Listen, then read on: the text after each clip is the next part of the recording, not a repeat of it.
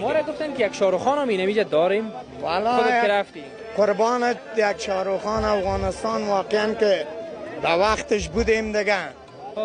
وقتی که طالبان آمد دیگه به نام شاهرخ خان در سریالا کار نمیکردم، بخشایش بازی میکردیم، یکام لپسنگا میکردم.